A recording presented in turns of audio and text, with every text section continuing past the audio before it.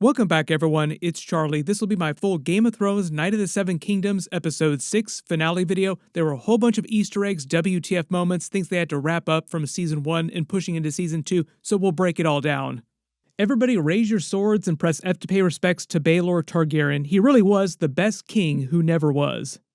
The episode is titled The Morrow, which is a reference to something that Sir Arlen used to say all the time to a younger Dunk. I wonder what the morrow will bring, and it's meant to be a reference to what happens after this, because this is the morning after the trial of the Seven, and what is the morrow going to bring for Egg and Dunk, who are now on the road again to their next adventure, heading over the Red Mountains to Dorne.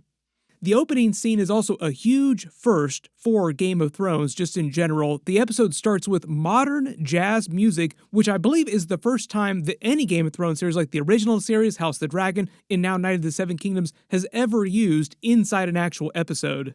Love the way they open with Lyonel Baratheon's scene here and his maester, who he's brought to help Dunk heal his wounds. There's a little bit of a time jump, and they make it seem like Lyonel has been the only one sitting there drinking from it, and Dunk is still kind of wallowing in the aftermath of the trial. And it kind of seems like Lyonel is just disappointed that the fun is over, like he was just happy for all the excitement here, and he's looking to continue the party and get Dunk to become his landed knight at Storm's End for House Baratheon. A lot of his dialogue, Lyonel Baratheon's dialogue, is referencing big things that will happen in the future. So when he jokes about sharpening his iron, Dunk's iron, is his sword he's talking about, and he's mostly joking about letting Aerion Targaryen live, not killing him when he had the chance, because there is a lot of Targaryen slander that comes from Lyonel Baratheon. He absolutely hates all Targaryens. He's not sad at all that Baelor died, and he also tries to throw some dirt on Baelor's memory. No, he didn't risk anything, because everybody that was fighting in the trial was forbidden to attack him except for Maekar himself. And even though he does go a bit too far, he's not technically wrong. Yes, most of the people in that trial were forbidden to touch him. When he mentions Tarth, this is another big Easter egg for Brienne of Tarth, eventually later during the Game of Thrones series, because George R. R. Martin revealed that she is descended from Duncan the Tall, but hasn't revealed exactly how they're related. In context, I think if you think about the actual timeline, she's probably his great-granddaughter. Dunk eventually, much later in his life, becomes Egg's Lord Commander of his Kingsguard, and they're forbidden to marry, so the idea, I think, is that Dunk just slept with some woman before that happened. Then the baby that was born from that union was Brienne of Tarth's grandfather or grandmother. Lyonel also references the White Walkers cursing the others. They're referred to as the others in the book, so it's a bit of a deep cut from the books. Notice Dunk's shield is also broken in two. Eventually he'll get that repaired. This is basically Dunk's sigil for the rest of his life, at least until he becomes a Kingsguard and starts wearing the white armor. When Lyonel says he'll love Dunk like a brother or hate him like a brother, he and Dunk do become very good friends, but it's not without their problems later in life, but much, much later in life. For the most part, in the short term, they're very, very good friends. He whips out his junk, takes the piss, but they don't go full Monty the way they did with Sir Arlen. It feels very on brand for the kind of humor that Night of the Seven Kingdoms has been going for in the episodes so far. We will see what kind of gross things they try to do episode to episode during Season 2. Like, how do they top what they did in Season 1? When Lyonel says there's a war coming and they should fight together like they would be a great team together, he's talking about a number of different conflicts. There's the second Blackfyre rebellion in the short term. That's just a couple years away. They deal with that in what will be Season 3 of the show, so we'll actually get to see that go down. It's going to be really cool. Then there's 3 more Blackfyre rebellions over the course of Dunk's lifetime. Like, the final one takes a long, long time based on some of the spoilers that Dexter Sol Anzel gave about the tragedy at Summerhall and Dunk possibly surviving that, according to George R. R. Martin. There's a war coming. We could be a force, you and I. The very final Blackfyre rebellion is called the War of the Ninepenny Kings. That takes place a year after the tragedy at Summerhall, so technically it will be part of Dunk's lifetime if he survives Summerhall. There's also many, many other smaller battles, like much lesser battles between all those other big Blackfyre rebellions. And Lyonel is also talking about a mini rebellion that he has himself against Aegon after he becomes king, Aegon V, in over 20 years. Like, it's a long, long ways off. But you could also look at it as a nod to Robert's rebellion years after that with Robert Baratheon, who is the great-grandson of Lyonel Baratheon. I literally just did a new video about George R. R. Martin's announcement that they're actually doing the tourney at Harrenhal as another prequel stage play, calling it The Mad King. That takes place a year before Robert's Rebellion.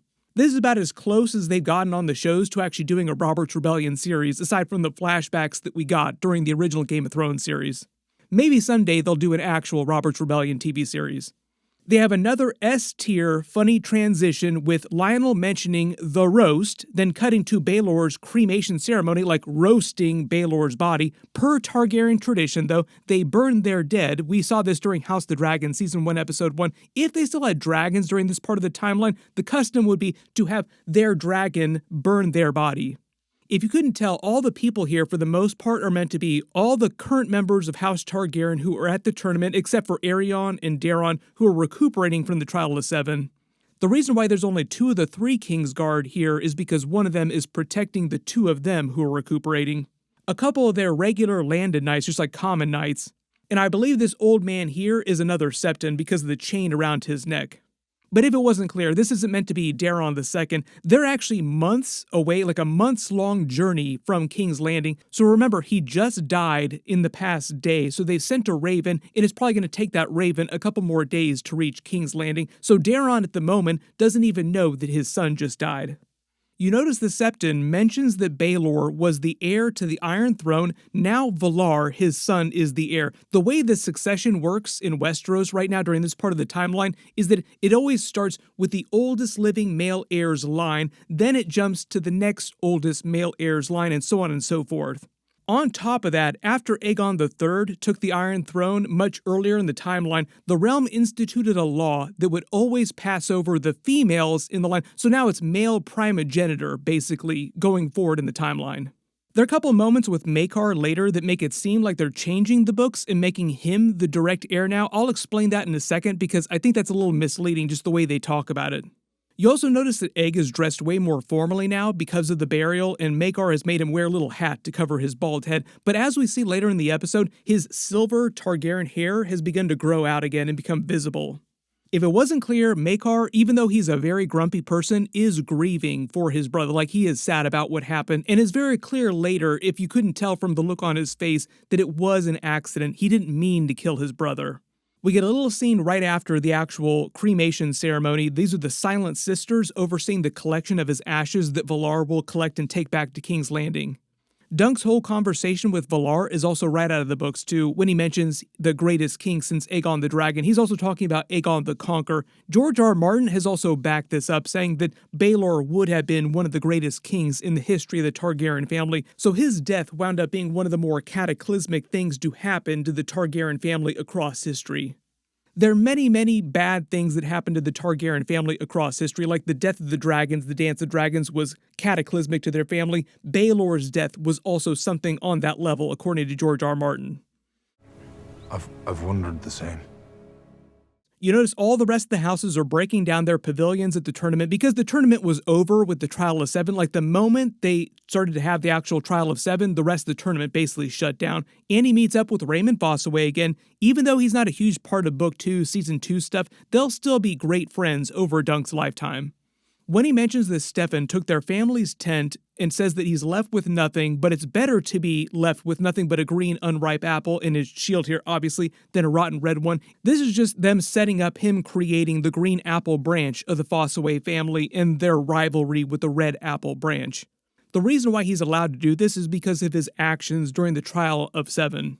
There are a couple of jokes here about him getting busy with Rowan, the lady who finally cheered for Dunk during the tournament, and now that they're engaged to be married, but also that she sort of tricked him into proposing to him, claiming that she is now pregnant with his child, when she's probably not pregnant yet. It seems pretty clear that Dunk understands the situation, but I don't know if Raymond fully understands what happened here, or maybe he doesn't care. You can let me know in the comments how aware you think Raymond is of what's actually going on here, like if she's putting him on and he doesn't care, or if he's completely oblivious to that. Dunk just seems that he's happy that his friend has found somebody. Then he meets with Maekar to discuss Egg's future, and they change some things about the way this goes down in the books. It is book accurate, but they break it into a couple different parts.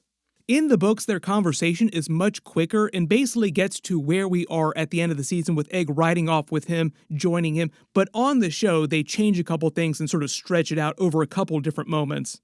We will also talk about the other big change, too, that plays into the post-credit scene, which is also a big change for Game of Thrones' first post-credit scene in the history of Game of Thrones. Maekar mentions that Aerion is being sent to the Free Cities to cool him off for several years. It does not change him at all. All of his dialogue is also right out of the book, too, about how the realm will think that he's a kinslayer for killing Baelor and blame it for the rest of his life. And even though he admits that it was an accident, everyone will think that he did it on purpose, but he's prepared to accept this as punishment for what he did, like the gods are punishing him for this.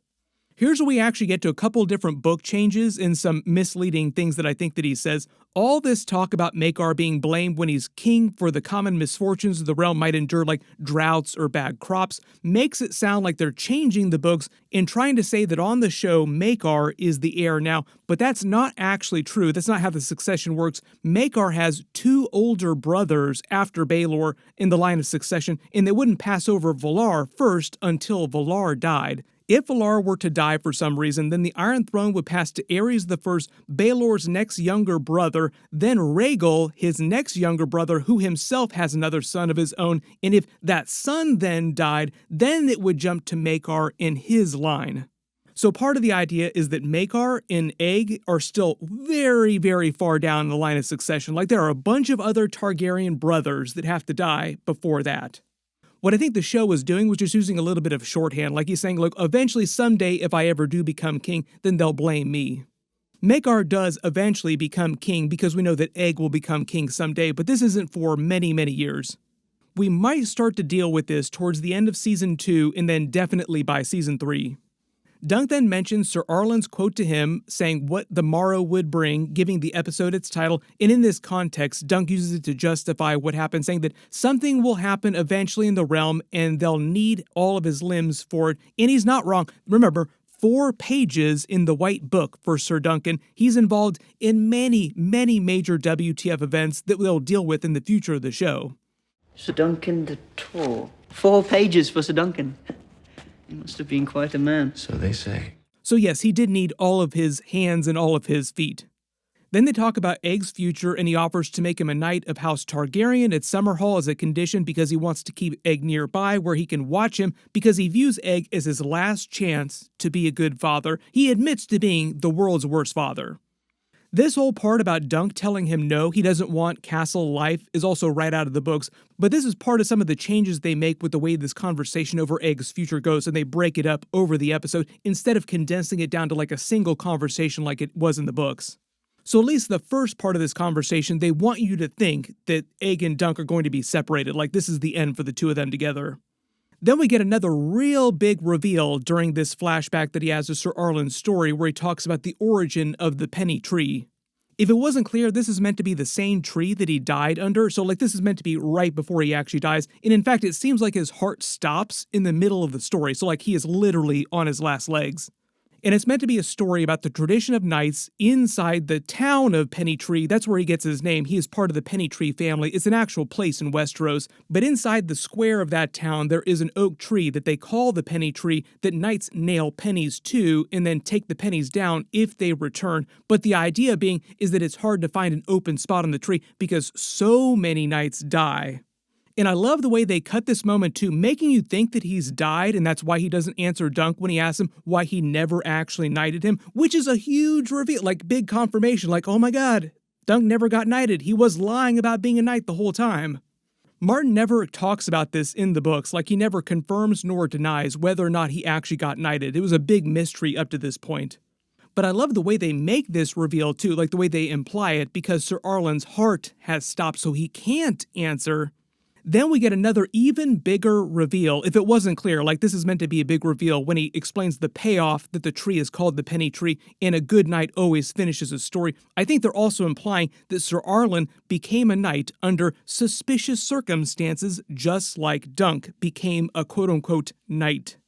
Martin has never written a ton about Sir Arlen's actual family history, his backstory, only the fact that he is from the town Pennytree, so I think they're implying that Sir Arlen also just became a knight, like made himself a knight, and that's why he also didn't knight Doug. And the whole point of Sir Arlen telling him the story is basically, in so many words, Sir Arlen trying to tell him, just go be a knight, go make yourself a knight, you don't need me to tell you that you're a knight to be a knight.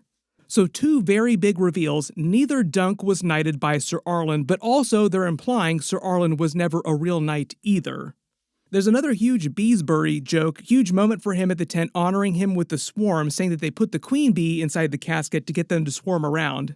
Definitely went out like a boss during the tournament, rest in bees, Beesbury. Daeron then summons Dunk over and does seem a little apologetic about the other men dying during the trial because he lied about what Dunk did and calls out Aerion as a monster. He's not wrong about that. The seeds of madness sown in the womb are also a reference to the traditional Targaryen madness. He does say that Aerion was a good boy once upon a time and liked fishing when he was younger, so like he wasn't always mad, which I also think is a long-term reference to someone like the Mad King Aerys II, who was actually a very good person when he was younger. He didn't show signs of madness till much, much later in life. Then there's another epic S-tier transition when Daeron implies that they'll make a man out of Egg yet and he might turn out mad just like Aerion someday when they show his fish stabbed to hell like he's used the knife to stab up his fish. Perhaps the seeds of madness are sown in the womb, as the maesters say. But the good news is that Egg never actually went mad though, probably because he eventually joined Dunk on the road. Had he been raised in the traditional Targaryen manner like a normal prince would be raised, he probably would have turned out just like Aerion eventually. But at least these next couple of moments make you wonder if he's headed in that direction too, because he also feels his silver Targaryen hair starting to grow back out visibly, and then when he thinks of killing Aerion, this moment is also meant to be the payback, not only for what happened at the tournament, because Egg is pissed off about that, but also Aerion abusing him as a child, threatening to cut off his balls, make him his sister, and marry him.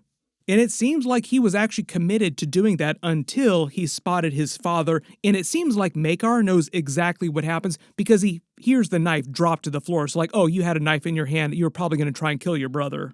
This mostly just turns into a nice father-son moment like Cats in the Cradle, like, oh my god, this is my son's last chance to be a good person, I need to do right by him now. Really love the moment of Gwyn also apologizing to Dunk for being mean to him earlier. We get the rest of Dunk's conversation with Maekar from the books. Remember, in the books, this was like a much more condensed conversation about taking Egg on the road with him in the conversation about hard salt beef.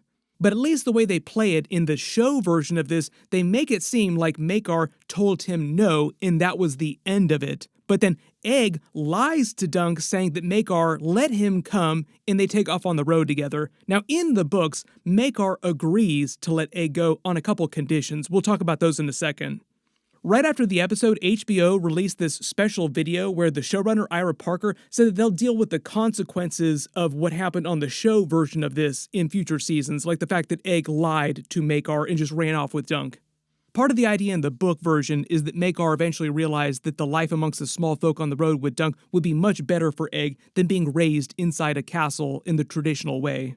Dunk then returns to his campsite to find that Sweetfoot has returned thanks to Raymond Fossaway. Welcome back, Sweetfoot. Raymond is also from a wealthy house. That's why he can afford to buy Sweetfoot back for him. So it's not that big of a deal. He also says that he's going to be building out the family's cider business, so he'll become much more wealthy as he creates the Green Apple branch of the family. So Raymond Fossaway will be totally fine with his brand new wife, no matter what she got up to before they got married. Dunk then gives Sweetfoot to him, mostly because she's gotten so old at this point and it is time for her to retire basically, giving her a green apple. So she's going to go munch apples at House Fossaway for the rest of her life. She's going to go live herself a good retirement. Dunk then fixes his sword and attaches a penny to the tree that he was sleeping under in Sir Arlen's tradition, paying off his story in the flashbacks. Also meant to pay off the idea that he is now finally a proper knight, finishing the story as Sir Arlen told him to do. Even though technically, not so much, like legally, Dunk is still not a knight, Egg can actually finish that job though in like 20 plus years when he eventually does become king and names Duncan to the King's Guard. That would be him formally, like legally becoming a knight.